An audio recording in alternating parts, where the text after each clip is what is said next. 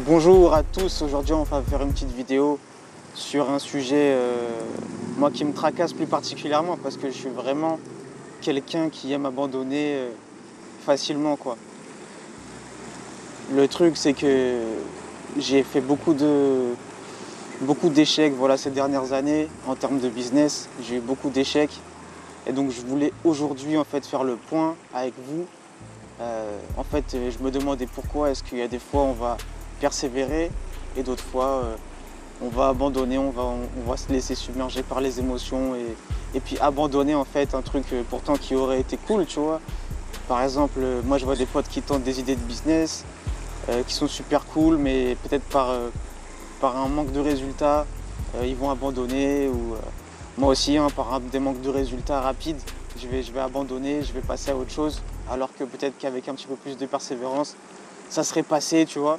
Donc le truc c'est que c'est vrai que bon, on est dans une génération aujourd'hui, on est trop pressé d'avoir des résultats rapides et c'est ce qui fait que beaucoup d'entre nous abandonnent avant même d'avoir leurs premiers résultats. Donc c'est dommage. Donc et c'est vrai que le fait de s'y tenir entre guillemets, c'est l'une des qualités qui fait qu'aujourd'hui dans notre vie on va pouvoir avoir des résultats sur le long terme. Persévérer apparemment c'est la clé du succès. C'est la clé du succès à ce qu'on dit, la persévérance. Donc aujourd'hui c'est ce qu'on va voir, ce qu'on va étudier, pourquoi persévérer, quand persévérer. Mais après, donner un conseil de tout le temps persévérer à quelqu'un, c'est faux. Tu vas pas dire à quelqu'un qui fait n'importe quoi, qui fait des trucs bizarres, tu vois, qui essaye par exemple, qui a envie de monter un élevage de canards. Voilà, s'il le fait mal, s'il exécute mal, tu vas pas dire ouais c'est bien, j'adore et tout ça. Si là il prend ses canards et qu'il les élève par exemple sur du goudron, du bitume, tu vas pas dire ouais c'est bien, c'est top. Tu vas dire ouais c'est nul. Moi je préfère que tu lui donnes ton avis, tu lui dis moi j'aime bien quand tu élèves les canards sur de l'herbe, c'est beaucoup mieux. Donc voilà, aujourd'hui on va répondre à la question quand persévérer et quand abandonner.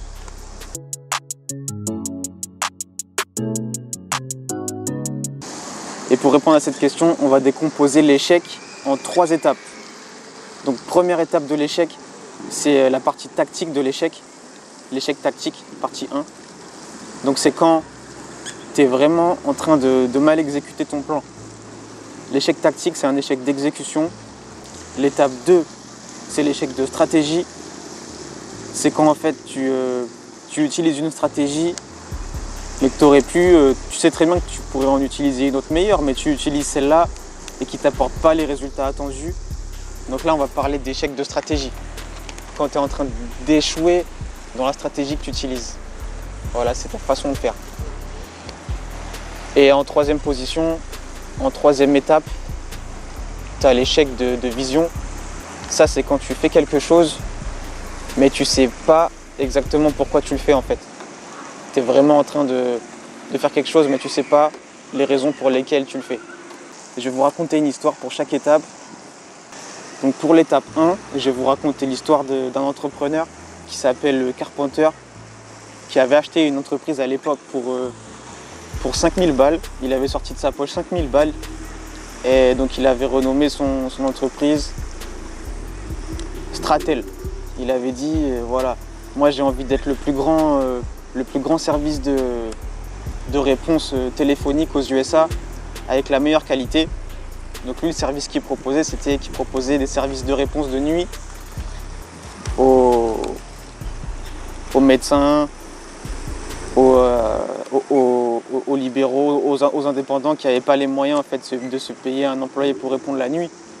Donc il proposait ça comme service. Au début, lui, pendant les premières années de sa carrière, les 10-15 premières années, il travaillait 100 heures par semaine,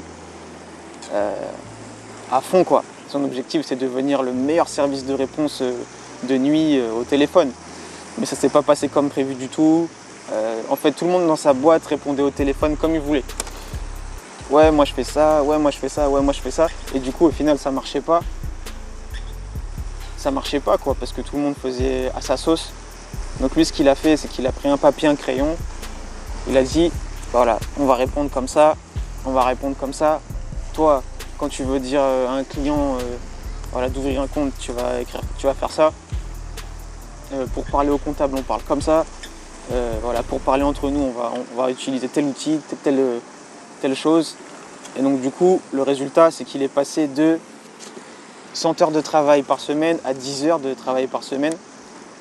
Et son entreprise a explosé sa marge de 40%.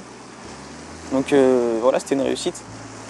C'était une réussite pour lui. Et c'est ce qu'on appelle un échec d'exécution, parce que le monsieur avait du mal à s'organiser, du mal à exécuter son plan. Pourtant, il avait la bonne vision, il savait où est-ce qu'il voulait aller, il avait la bonne stratégie, mais il n'avait pas la bonne exécution. Et donc, avec la mise en place de process, il a pu s'améliorer en termes d'exécution. Voilà. Donc, le 2, c'est l'échec de stratégie. L'échec de stratégie, je vais vous raconter l'histoire de Jeff Bezos chez Amazon. Alors lui, voilà, c'était à l'aube des années 2000, en 99. Le mec, en fait, il voulait concurrencer eBay. Il voulait concurrencer eBay parce que eBay, aujourd'hui, voilà, on sait que c'est un poids lourd. On sait que c'est un poids lourd. Et lui, donc voilà, il voulait tuer ça dans l'œuf, quoi. Il voulait concurrencer eBay directement en arrivant avec une offre qui puisse les faire couler. Donc il a créé Amazon Auction en mars 99 dans l'espoir de concurrencer eBay. Ça a été un flop total. Voilà. Donc en 3 mois, en fait, il avait bâti un eBay et mieux encore. Et mieux encore en 3 mois seulement. Donc ça n'a pas fonctionné. Ensuite, en septembre 99, il arrive avec Amazon Z Shop, qui a été un flop total. C'était de permettre aux gens de créer des petites boutiques sur Amazon. Et donc c'était un flop total aussi. Mais ça l'a pas découragé, lui. Il est revenu en septembre 2000 avec Amazon Marketplace. Et ça a marché. Aujourd'hui, ça représente 50% de son chiffre d'affaires. Donc ça fonctionne pour lui. Donc ça, c'est ce qu'on appelle un échec de stratégie dans un premier temps. C'était pas la bonne stratégie, mais il s'en est rendu compte vite. Et donc il a testé plusieurs idées très vite, ce qui lui a permis de voir ce qui marchait très vite.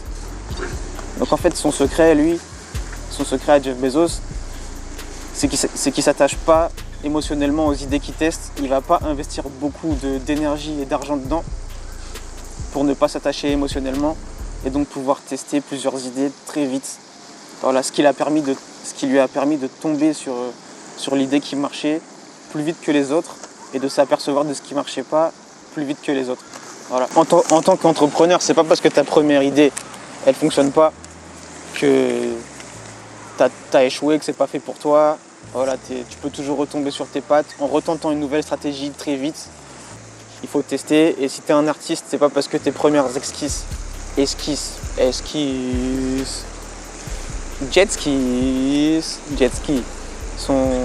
tes premières esquisses sont pas que voilà, il faut abandonner. Normalement, un artiste, voilà, c'est au bout de la 300e esquisse qui doit s'attendre à avoir de l'attraction naturelle. Voilà, c'est comme un créateur. Tout créateur, c'est au bout de la 300e, 200e, 500e, millième création qui doit s'attendre à avoir un petit peu de traction naturelle.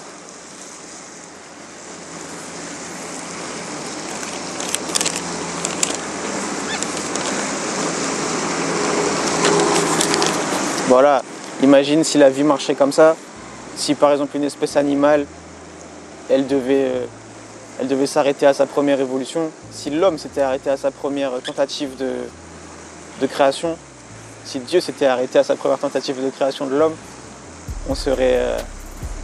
on ressemblerait encore à des loups-garous, tu vois. Donc la troisième étape, la troisième partie de l'échec, c'est la partie de la vision. Alors la vision, je vais vous raconter l'histoire de Valdo. Lui, il a grandi dans les années 1800 aux USA, en Amérique. avec son père qui était pasteur. Et donc son père en fait voulait que lui aussi devienne pasteur. Donc c'est ce qu'il a fait, il est devenu pasteur le mec. Et il s'est rendu compte que c'était pas ce qui lui convenait. Lui il aimait écrire, donc il a écrit une lettre recommandée à l'église en disant c'est pas la façon que j'ai de représenter la croyance. Donc il a quitté complètement l'église à ce moment-là. Donc ce qu'il a fait lui, c'est qu'il a voyagé. Il a rencontré ses contemporains philosophes et il a commencé à philosopher. Il a ouvert un centre de philosophie aux US et voilà, c'est ce qu'il a fait de sa vie, tout simplement. Donc lui, en fait, il y avait un problème avec sa vision de base. Il ne voulait pas travailler dans l'église, être pasteur. Et donc c'est ce qu'il a fait. Donc avant en fait, de t'engager dans une entreprise, il faut que tu te demandes est-ce que ça va avec mon non négociable? Qu'est-ce que tu n'es pas prêt à négocier? Par exemple, si tu as envie d'être entrepreneur comme moi, tu n'as pas envie en fait, de trader ton temps contre de l'argent. Tu n'as pas envie de donner ta liberté à quelqu'un, tu n'as pas envie de travailler pour les rêves de quelqu'un. Donc voilà, ça c'est ton non négociable. Tu l'écris sur un papier et tu le gardes en tête. C'est ce qui va être ton fer de lance par rapport à ton idée de business ou ton idée de vie tout simplement. C'est ce qui va décider de chacun de tes pas pour le reste. Voilà, donc ça c'est ton non négociable, il faut que tu le marques, il faut que tu te le tamponnes dans la tête. Ça fait partie de ça fait partie de ton mojo quoi. À part ton non négociable, à part ta vision, tout est un détail en fait. Parce que à partir du moment où est-ce que tu as ta vision, tu peux utiliser tous les moyens pour arriver à tes fins. En fait, tu peux utiliser n'importe quelle tactique, n'importe quelle stratégie, tant que tu réussis à traduire ta vision en réalité, c'est bon, ça suffit. Mais encore faut-il trouver la bonne stratégie et la bonne tactique. Ça, c'est le travail qu'il y a à faire. Mais une fois que toi, tu es d'accord sur tes idées, sur ce que tu veux faire de ta vie, voilà, c'est à ça que sert la vision. C'est le socle de l'échec. Voilà, si tu échoues là, tu échoues complètement, quoi. T'as vraiment pris ton esprit à contre-pied, quoi. Donc voilà, c'est pas quelque chose à faire, c'est quelque chose à éviter. Il faut en être conscient et c'est le principal. Une fois que tu en es conscient, c'est bon, tu peux l'éviter. Après, le truc qu'il faut prendre en compte aussi, c'est que tu peux transformer un échec de phase 2, stratégie, en phase 3, vision. Parce que si tu t'attaches trop à tes émotions et à ta stratégie, si tu es trop lié émotionnellement à ta stratégie, tu peux remettre en cause ta vision en fait, bêtement en fait, et un échec de partie 2 peut se transformer en échec de partie 3 sans forcément que tu t'en rendes compte, tu vois, juste parce que émotionnellement tu es touché, tu vois, parce que ton ego il est touché, mais en fait il faut savoir mettre ça de côté et rebondir sur autre chose, sur une autre stratégie, sans remettre en cause la partie 1, sans forcément remettre en cause ton idée d'entrepreneuriat pour aller taper un job et te faire chier. Donc voilà, c'est tout ce que j'avais à dire pour ce point. Qu'il fallait pas sous-estimer en fait l'impact que chaque partie pouvait avoir les unes sur les autres. Voilà, donc j'espère que je t'ai aidé à travers cette petite vidéo et que ça t'aura aidé aussi à avoir un petit peu plus de clarté dans ta vision. Ce qu'il faut retenir, c'est qu'il faut bien développer sa tactique, son exécution pour défendre en fait le cocon qui est la stratégie et la vision qui viennent en dessous. Voilà, en gros, tu auras besoin de travailler sur une bonne tactique et une bonne stratégie pour voir plus clair. Donc voilà, cette vidéo est finie, j'espère que ça t'a bien aidé. Moi je te dis à la prochaine.